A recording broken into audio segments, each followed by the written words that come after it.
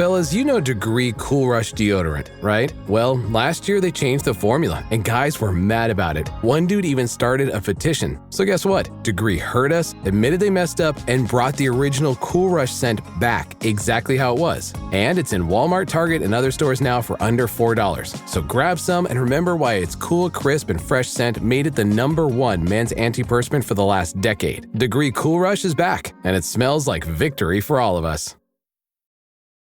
This episode is brought to you by LifeLock. Between two-factor authentication, strong passwords, and a VPN, you try to be in control of how your info is protected. But many other places also have it, and they might not be as careful. That's why LifeLock monitors hundreds of millions of data points a second for threats. If your identity is stolen, they'll fix it, guaranteed, or your money back. Save up to 40% your first year. Visit lifelock.com/podcast for 40% off. Terms apply.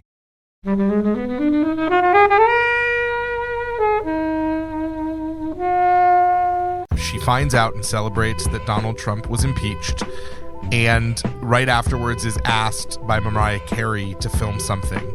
And we learn a little bit about her politics and a little bit about a childhood hero and something that she really cares about.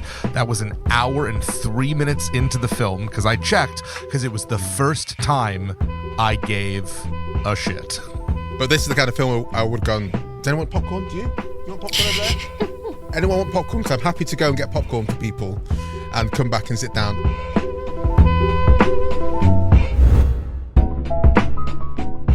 Hey everyone, welcome to this episode of Flixwatcher podcast. Today I'm joined by Helen. Hi. Jason. Hello. And returning guest Andrew. Ahoy, hoy. And we're going to be talking about Ariana Grande, Excuse Me Please, I Love You, or something like that. What's it called, Andrew? Excuse me, comma, I love you.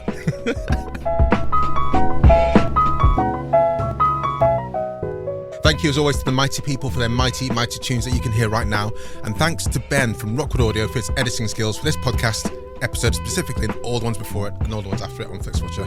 Please do remember to head over to Spotify and Apple Podcasts and give us a 5-star rating and a glowing review. And if you want to join the conversation with us, we are at Flixwatcher on Instagram, Threads, TikTok, Blue Sky, and if you want to stick with us on Twitter, we're at FlixWatcherPod. For whatever reason, you might want to go there, I don't know.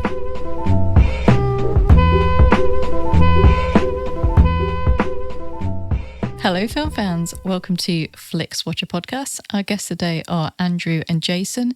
Over to you, please, Jason, to say hello to our listeners and tell them a little bit more about who you are and what you do, please. Hello. Thank you so much for having me. I am Jason. As Jason Howard, I am an award-winning writer, director, and producer, as well as a creative consultant in media and performing arts. And as Jason Heat, I am a professional wrestling commentator, creative, and most importantly for today, I am a podcaster, one half of the hosts of Seemingly Unrelated, a podcast that explores the brain of my fellow co-host here, Dr. Mr. Sir Professor Andrew Johnstone III, and he has a incredible ability to connect the seemingly unrelated elements of history, society, politics, and culture. As we like to say, he knows a lot, I do not, and every episode I go in blind as he has prepared a lecture as only his brain can do. Let me throw it over to his lordship. Oh wow, we don't need it here, Helen. Off you go. I don't remember when I joined the peerage, but at some point in time, I guess I'm the right honorable representative of air. Yeah, no, Dr. Andrew Johnstone. I am co-host of Seemingly Unrelated podcast and the lecturer at King's College London in the digital humanities. And sometimes on The Wire Stripped. I've been on The Wire. I've been on almost every episode of The Wire Stripped. Yeah, Quite a lot of them. And also this Flixwatcher I was on in the before times. Yeah, he came on for Silence of the Lambs and a Neverending Story. Neverending Story. I think Neverending Story was my pick. So I'm really batting 1,000 in uplifting, sensical choices that really suit the person that I'm coming on the show with. Look, it's the reason Helen and I don't pick the films is because we'd pick the same type of film each time. It'd be so boring. 3 types of films. And in no way, shape or form would... There might have been a concert film at some point. We've had a Radiohead extended music video, which is a while ago. Yeah. But that's definitely both between Helen and my wheelhouse, I would have thought. But this, I don't think it would have been. And I'm also waiting for someone to pick some stand-up. That's not happened yet. So tell us, Andrew, what have you chosen and why? And then you have 60 seconds for presumably a synopsis, but we'll see what you pull out of the hat.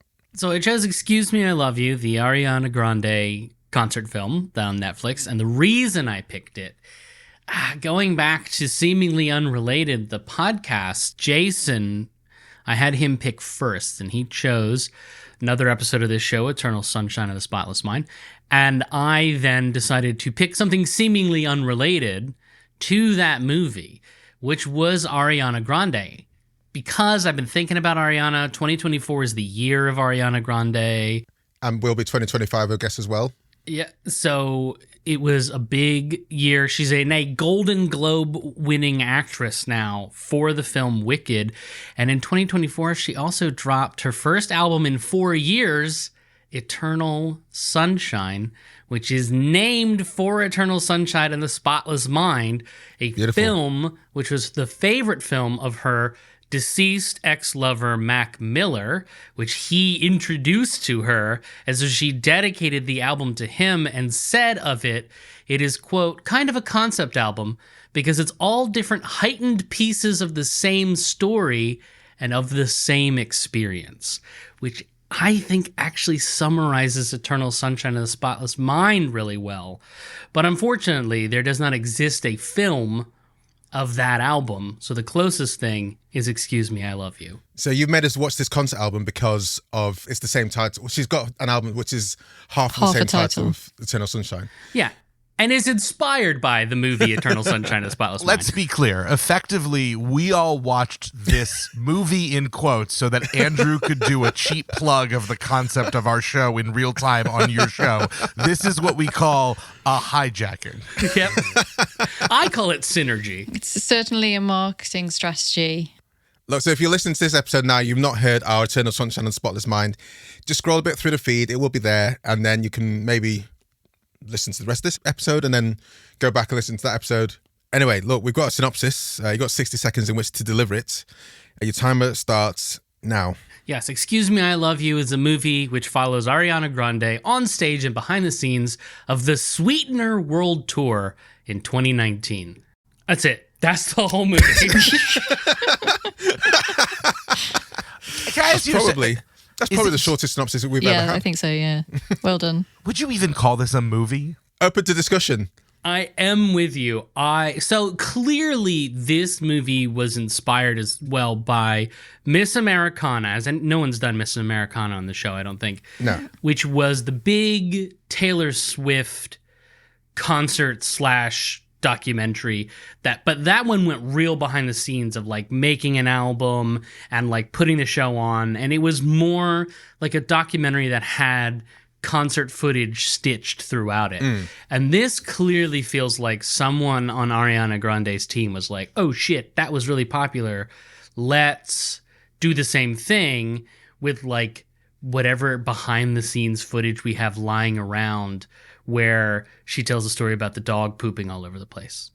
And yeah, because that seems true, because a few times at the start, early on when whoever's had the camera, it must have been a phone, because every time the camera was pointed at them, they thought a photo was about to be taken, and then it was actually a film. And they're like, oh, you knobhead. I thought it was a picture being taken. And then they've ended up kind of walking out off the screen because they didn't know what to say. So, and if that's the best footage they had, that's quite interesting.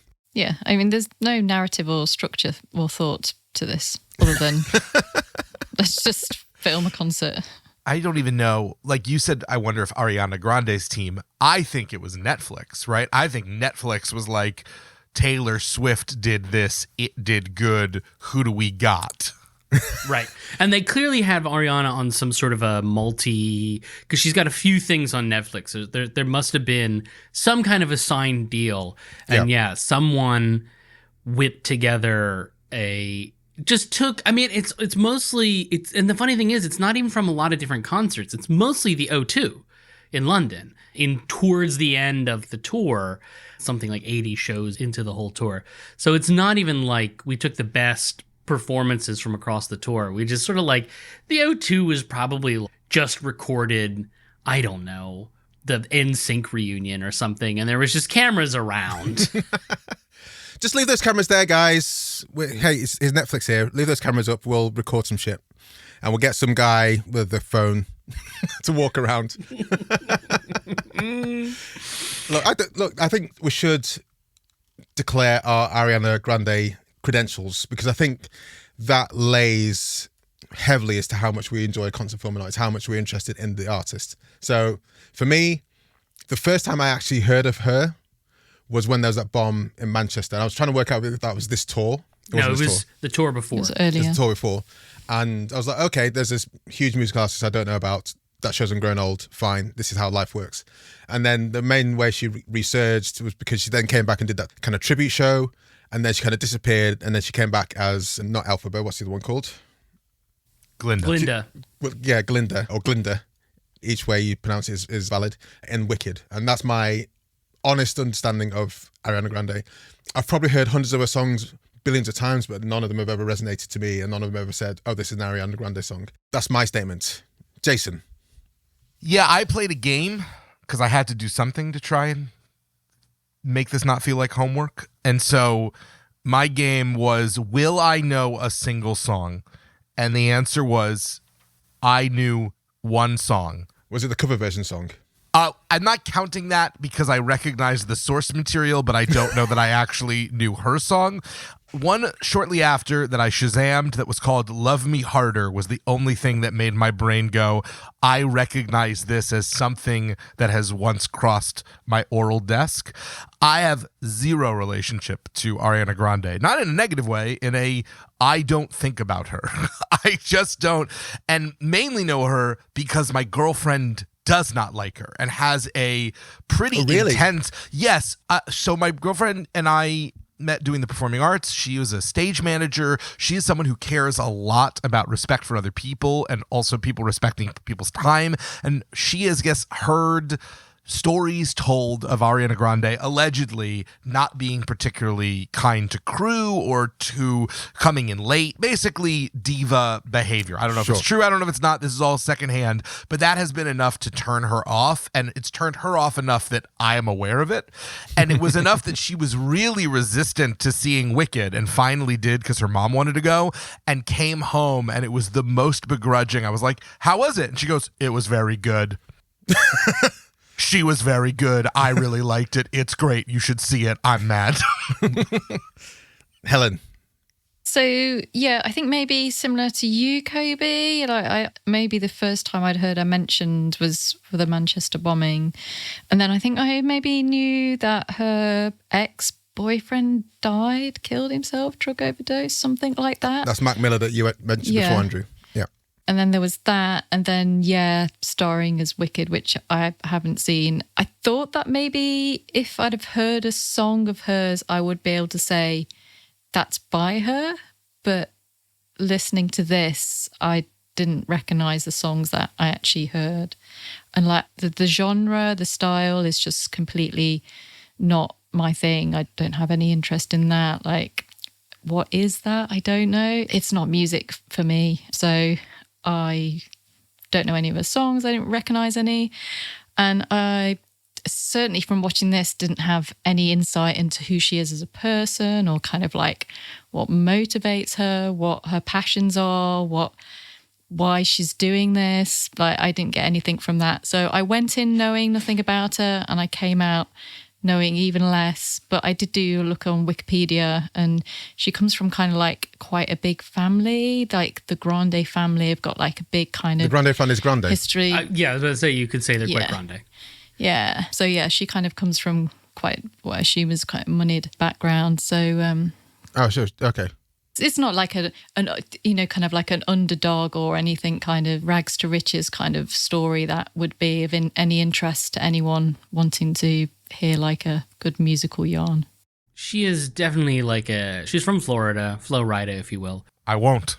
And she definitely grew up I can't remember what it is her family does, but affluent Florida suburbs, probably auditioned for a bunch of stuff at Nickelodeon Studios, Universal Studios in Orlando before landing at Disney and whatnot. O-Town. My history, though, I only knew of Ariana Grande for years. And the two things I knew about her was she dated Pete, what's-his-face, from SNL, Pete Davidson. Oh, really? Who hasn't? Which was weird. I haven't, just to say. Well, get in line, because it's like a rite of passage. Yeah. And then people did not like that she had a really dark spray tan, and it made her seem like she was maybe doing a bit of brown face, potentially. Whether that was intentional or not is debatable. We've all seen that episode of Friends where Ross gets the... Yeah, nice. But then I saw Wicked, and I was like, oh, she's really good in this, like across the board. And then I watched this, and I actually liked I found her music really interesting compared to, say, the other pop princesses. She seems to be drawing from a much wider inspiration. Like some of her songs, she has a lot of the songs in this set had rock steady beats. There's Detroit techno, trap music. She had some just good old fashioned Southern rhythm and blues, New Orleans style rhythm and blues beats. And her vocal range is outrageous. 4 octaves. Yeah, she does the whistle register. I had no idea that she could do the whistle register, which for anyone who doesn't know is this just using sort of the muscles in the back of your throat to go so high octave wise that you sound like a whistle.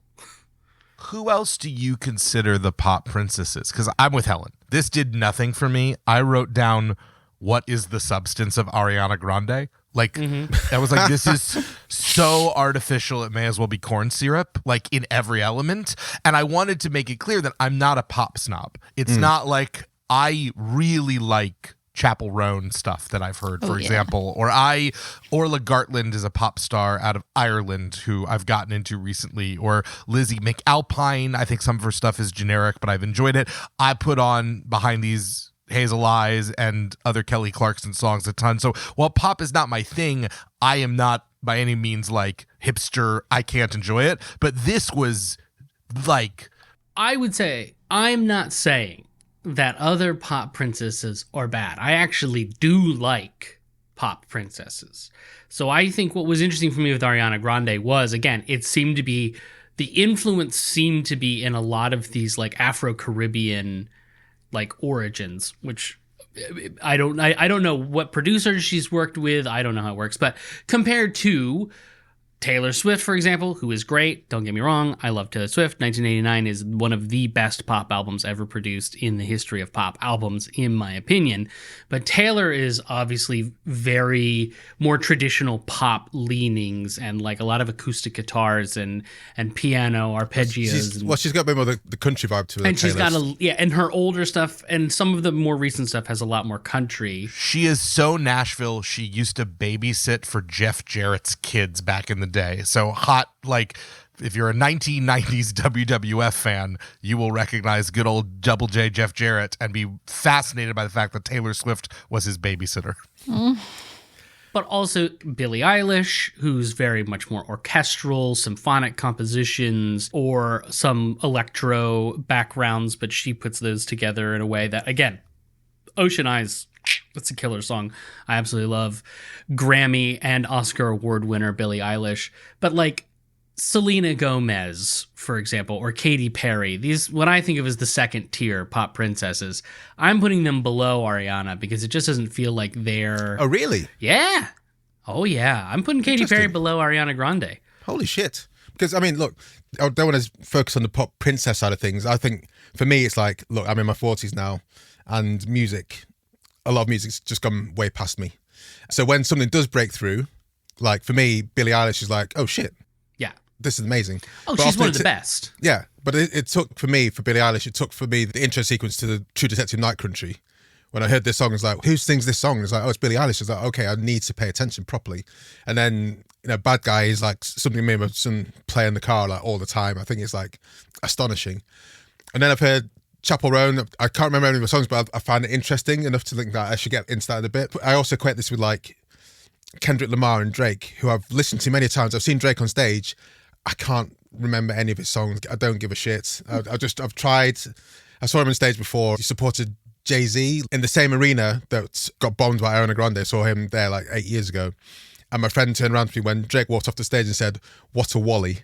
And Amazing. By the way, for Jason, who just cocked his head, in 2017, Ariana Grande played a show at Manchester, and then it was attacked by a bomb. A bomb was set off. It's a terrorist incident. I had a moment where it would come. It was like, she bombed it. And I was like, I want to be clear. It either sounds like you're saying her concert was either terrible or she was the mastermind behind the attack. And I don't think either of those were probably true. No, you're completely correct, yeah. So there was a bombing there. People were killed.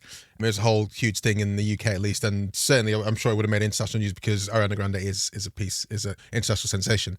Yeah, and she's talked about like how that's affected kind of her mentally and had PTSD about it as well. And yeah, absolutely. Changed how security is at all events now. So yeah, it had a really big effect on concert goers. I'm not sure if there's two documentaries relate to the Paris attacks where the Queen of the Stone Age other band. So when the Eagles of Death Metal performance was attacked and lots of people got shot and stuff, there's a documentary on Netflix that talks in the lead up to that, and there's a documentary which I don't think is on Netflix which talks about it from the Eagles of Death Metal side where they come back to the event, to the arena and do a performance.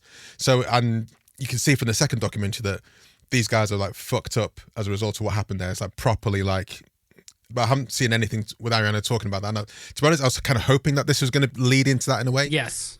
And it just didn't. So I was like, it would have been nice to hear some recognition or some thoughts that, because that would have elevated this into like a category of, oh, this is quite interesting. Yeah. It would have had a documentary element to it that would have been great. Agreed. It truly felt like, for me, the most interesting moment of the entire film, and boy, this is a damning with faint praise, was the small section where she finds out and celebrates that Donald Trump was impeached, and right afterwards is asked by Mariah Carey to film something. And we learn a little bit about her politics and a little bit about a childhood hero and something that she really cares about. That was an hour and 3 minutes into the film, because I checked, because it was the first time I gave a shit. I'm going to join you in the most interesting bit for me is when she's talking about the dog shitting and the other dog eating it. I couldn't really follow that, but the fact she was on the Zoom, I hated that. She's on the Zoom with Kristen Chenoweth. So for me, it's like, okay, you're talking about Wicked. So this is where. So that's the only thing. I was like, Wicked, interesting. And then nothing else happened related to that. So I really also liked when she was forcing her best friend's twin to watch Midsommar, because I have forced someone to watch Midsommar, and it is joyous to make someone who's not ready for that movie watch that movie. I like this evil kind of forcing sounds obviously hard, but introducing unwillingly or unwittingly someone to a film. At the moment, I'm trying to get my wife to watch Saltburn. Good movie. And I've only set it up to her as it's about someone from Prescott, which is the same place that she's from. I was like, oh. So, and also this other layer, I'm like, you should watch it with your mum or your parents. Don't do that. That's grounds for divorce.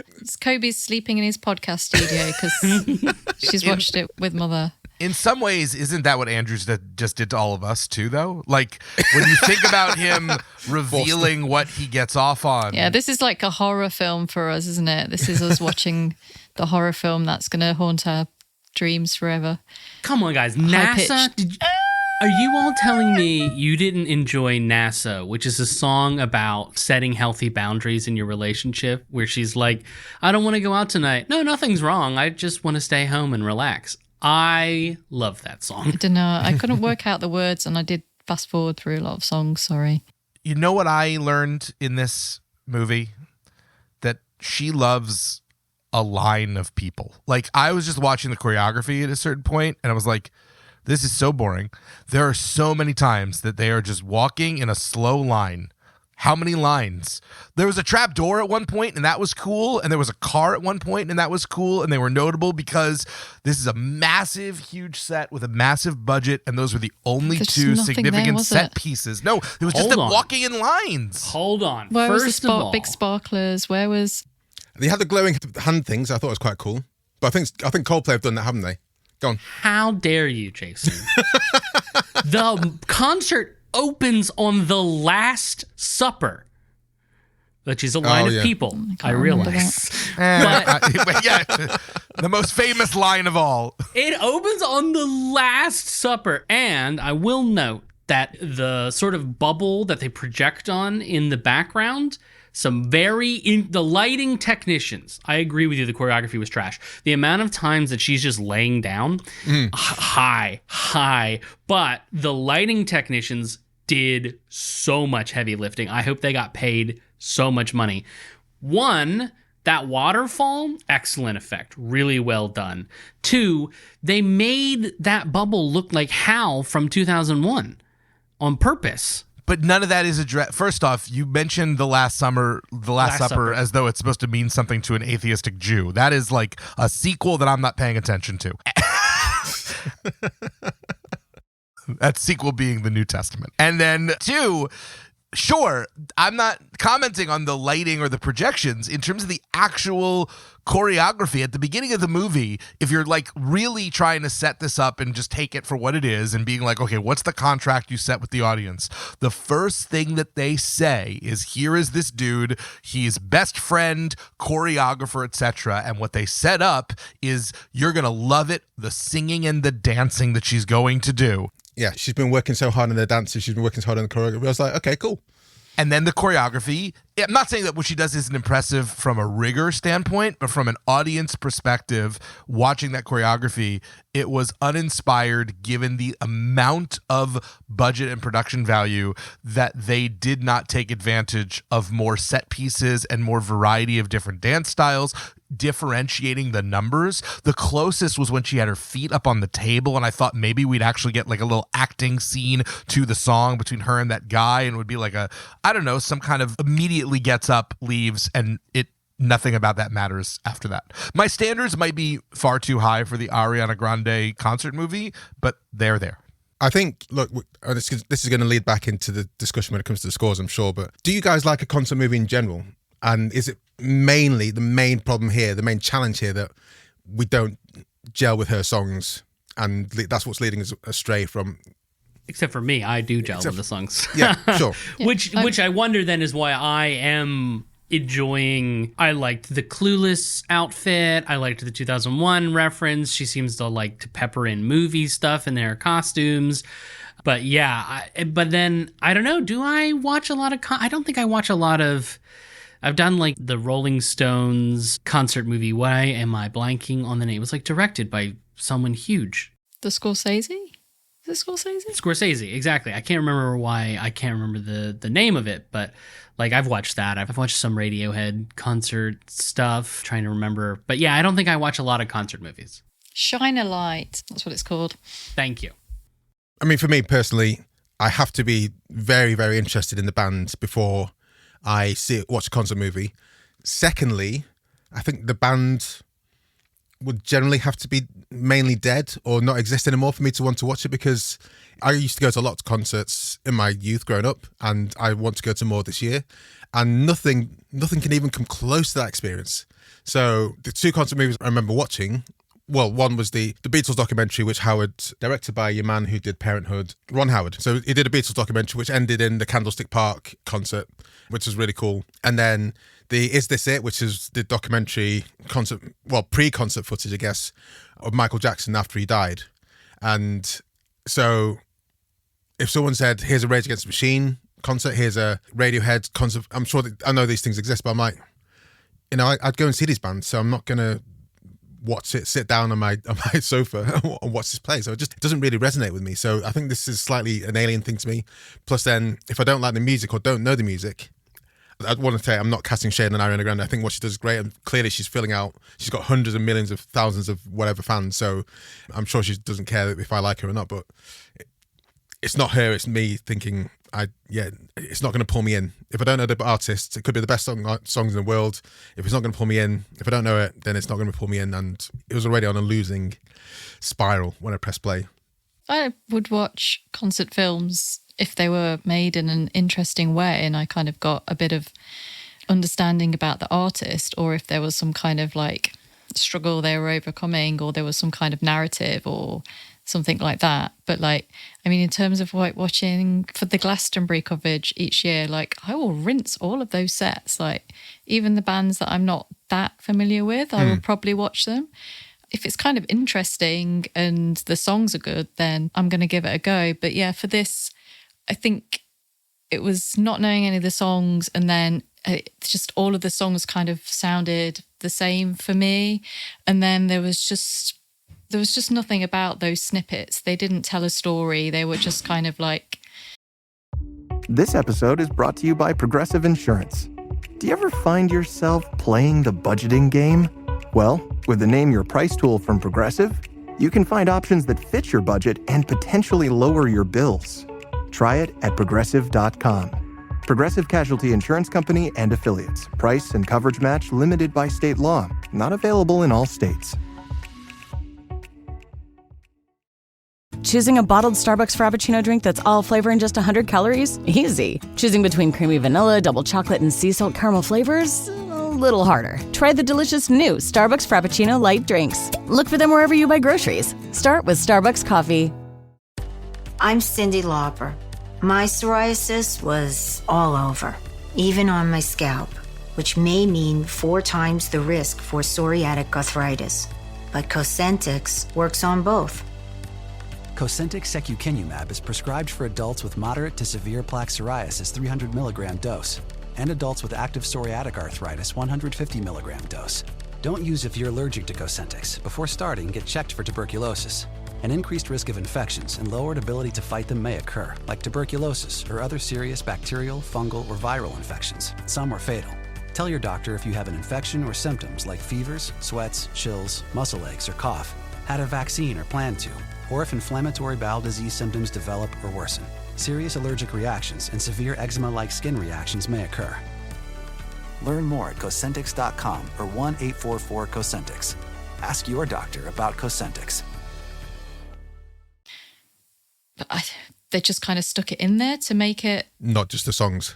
Not just a concert performance. And then even then watching the concert, like if you think about, let's say Taylor Swift, if you think about like all the guest stars she brings on and all the outfit changes and how much she kind of interacts with the audience and how much of like, you kind of feel like it's a real show with dancers and all of that kind of stuff. It didn't really have any of that either. Like there wasn't really anything going on the screens that you could kind of watch and engage with or anything like that. It just kind of felt like, is that it? Is that what you're getting for your concert money? Like, not sure about that. Yeah, I think that if there had been an ability to learn more about her as a person, or even the backstage moments had contextualized the songs in a way that I could have learned or understand and gotten more of it, then whether or not I come in an Ariana Grande fan or not, there's the opportunity for me to get on board.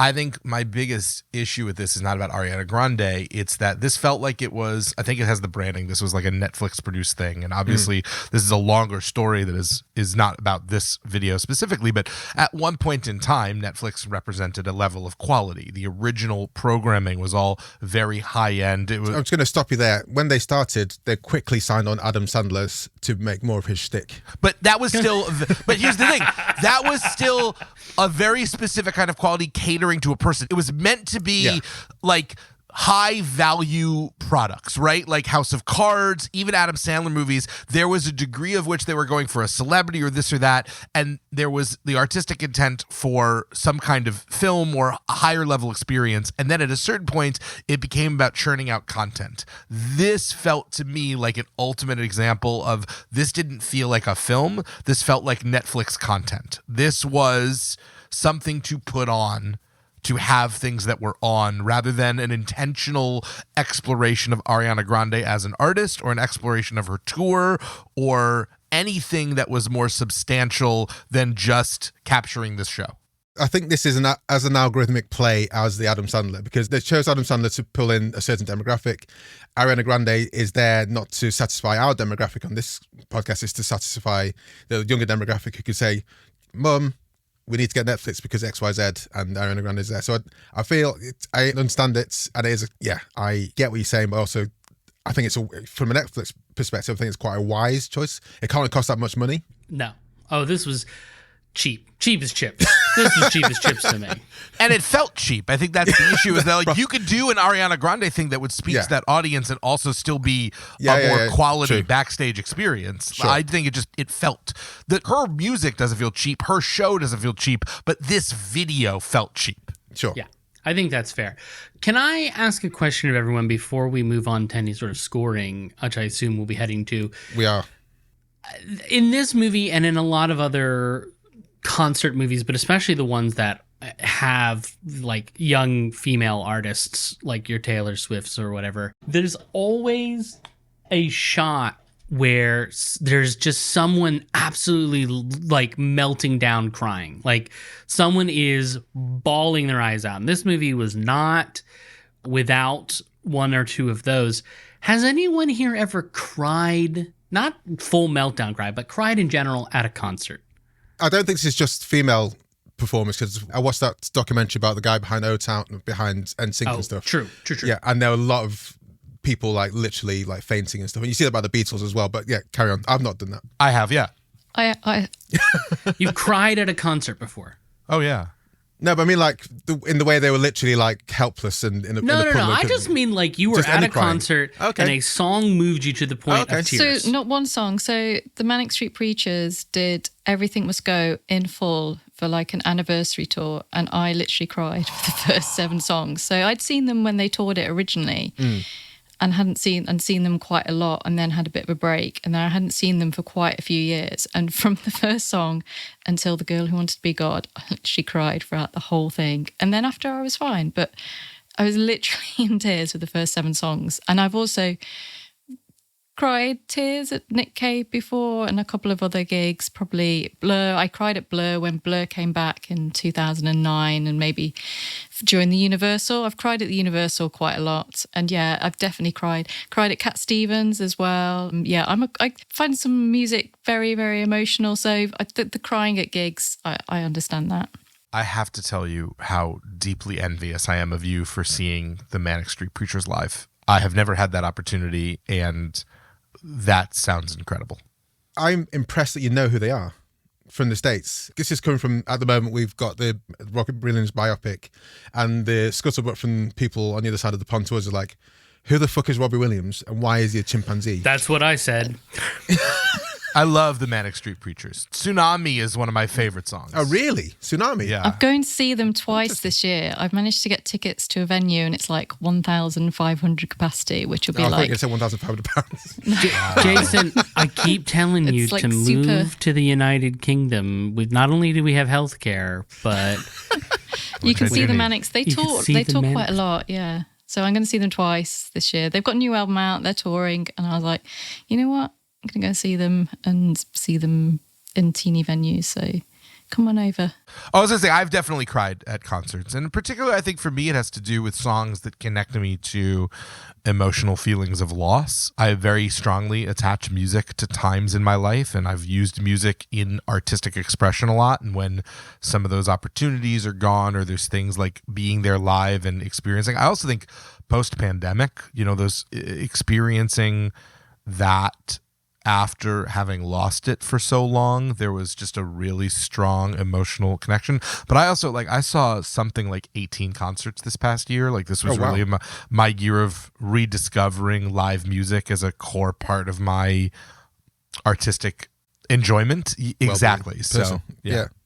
I've cried at an Elbow concert, but I don't normally cry at concerts. I thought you were going for the specific, like in this, the people literally in floods of tears, like that lady who was like, "I'm too high, I've got vertigo," kind of thing. But Andrew, have you?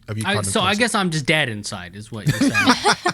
Do you cry at films as you? Yeah, so I will cry at the cinema. I'll cry at the theater. I cried at like the opera or the ballet. But for whatever reason, I genuinely now am thinking about it. I'm like, I don't think a single song has ever induced tears. Period. I don't think I've ever put on an album or anything but I think that's because when I listen to music, I listen with such a technical ear. Like I'm trying to, all the shit I just said about Aaron's like, oh, there's like a rock steady beat. That's a really, I'm trying to sort of like analyze rather than let it like wash over me. So I don't know. Maybe I'm just, again, dead inside.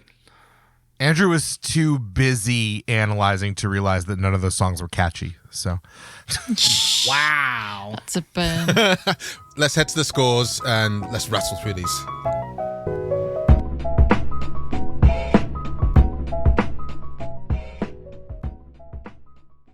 I'm Sam Clements, host of the 90 Minutes or Less Film Festival, another podcast in the Stripped Media family, a podcast that celebrates movies under 90 minutes long. Each episode, I'm joined by a special guest who selects a movie to join our prestigious lineup. Past guests have included fellow Stripped Media family members Martin and Sam from Song by Song, and Kobe from Flixwatcher, and Dave from The Wire Stripped. Search for us now on the app you're currently listening to this podcast, or join us at 90minfilmfest.com.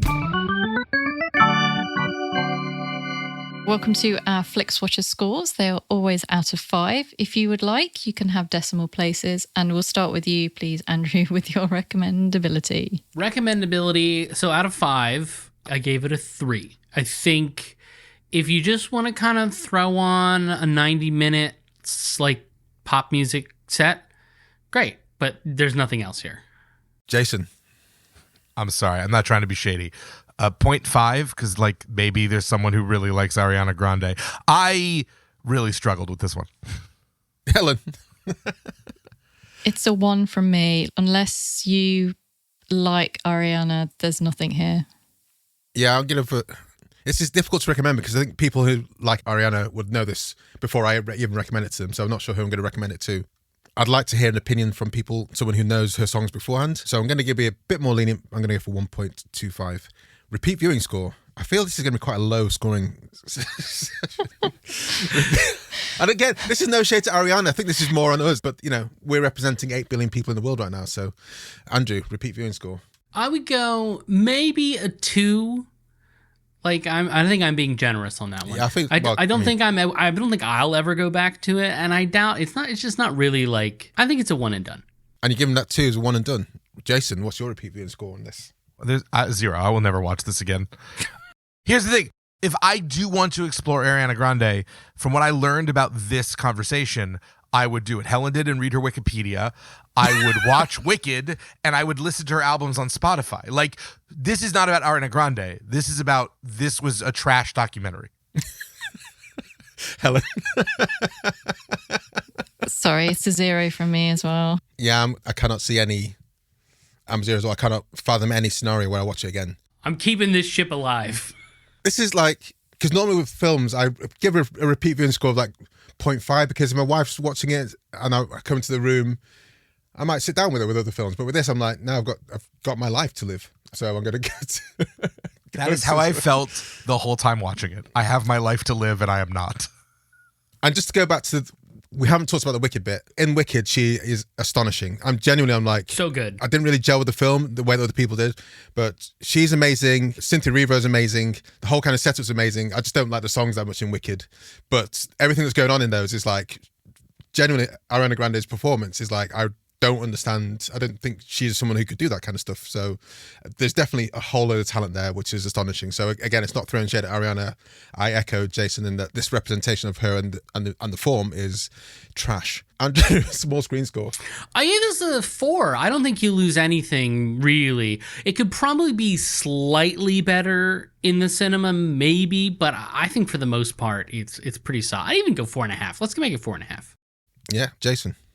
I'll say 3. I think that there was no difference for me in terms of like, I do think that in a movie theater, I would have felt the spectacle more, but I also would have felt like I was a hostage. So what I lose from the experience of the spectacle, I gained from the ability to zone out and be on my phone whenever I needed to. Oh, it's the phone bit. Because this is the kind of, when I go into cinema now, I think back to when I was in the 80s where my dad would quite often go and get popcorn halfway through the film. But that's something I can't do. If I don't have the popcorn, then I'm not going to leave the cinema. But this is the kind of film where I would have gone, does anyone want popcorn? Do you? You want popcorn over there? Anyone want popcorn? Because I'm happy to go and get popcorn for people and come back and sit down. And my respect for others would have necessitated me suffering in a theater in a way that here... Oh yeah, I wouldn't put my phone on. Yeah. At no point would I bring a phone out in the movie theatre. Helen, small screen score. I mean, I've got to get it a 5 because there's nothing cinematic for this. Like, this is a watch at home thing.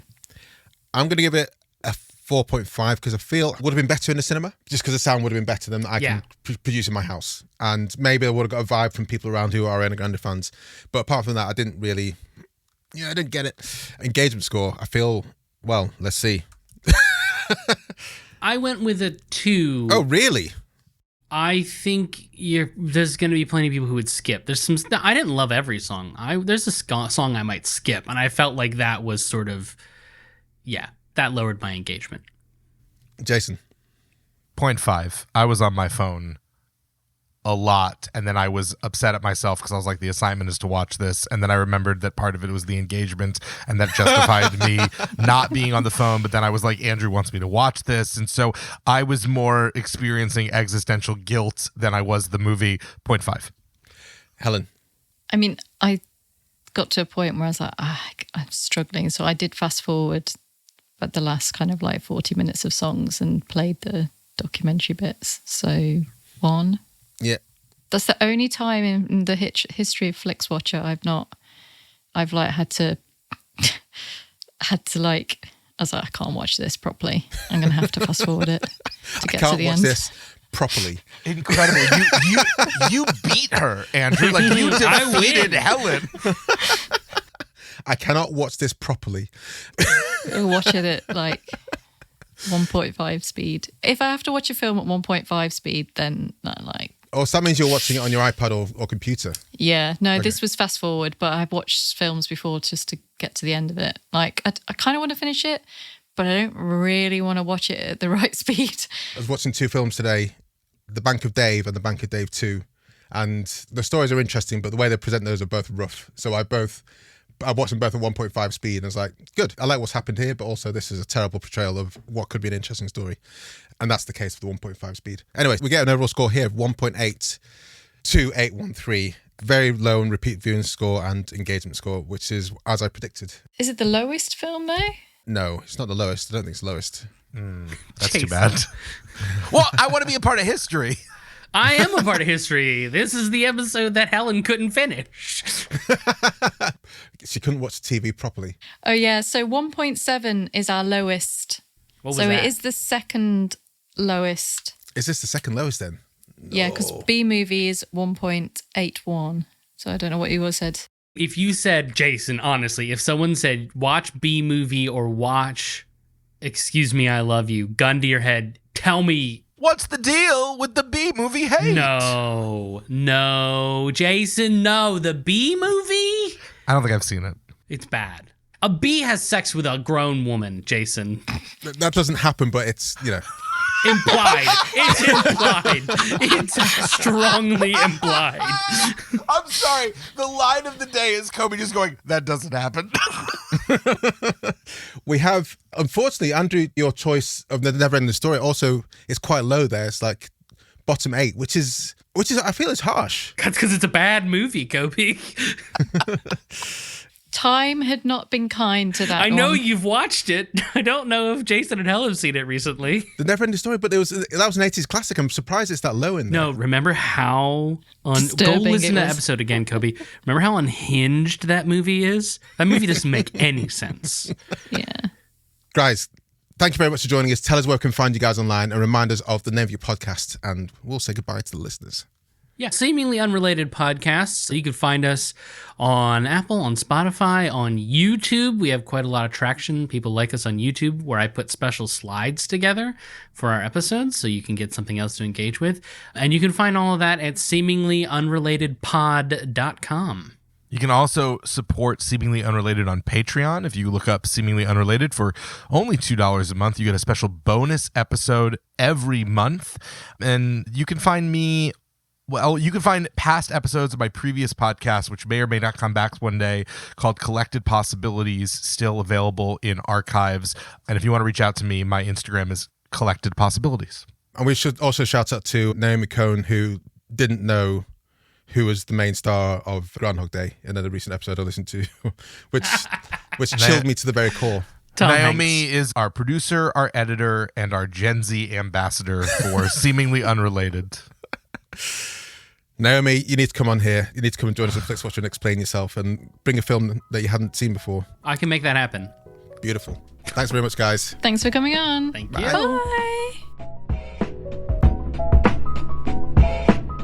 Enjoyed this episode of Flixwatcher podcast? Why not leave us a 5-star review on iTunes? You can also follow us at FlixWatcherPod on Twitter, and we're at FlixWatcher on Instagram. Thanks as always to the mighty people for their mighty tunes and Rockwood Audio's editing skills. If you're looking to get your podcast edited as sweet as this, get in touch with Rockwood, ROKK Wood Audio. Tell them Flixwatcher sent you.